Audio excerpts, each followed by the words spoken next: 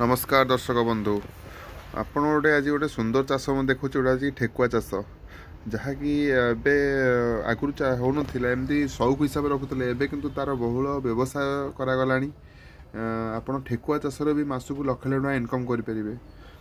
देखो गोटे ठेकुआ छुआ देखूँ केवे देखी थे ठेकुआ छुआ देखो छोट छोट छुआ देते एमाने प्रोडक्शन बहुत एमाने बहुत प्रोडक्शन करें आपड़ यदि गोटे सेट्रे दुईटा गोटे माई गोटे अंडे रुहति आप 10 सेट रखिए आप मासक मिनिमम जहाँ भी अति कम टंका 20 ରୁ 30 हज़ार इनकम करेंगे।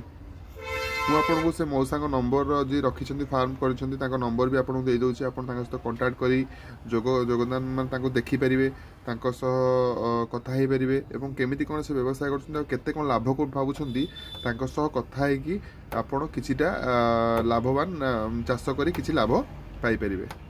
धन्यवाद।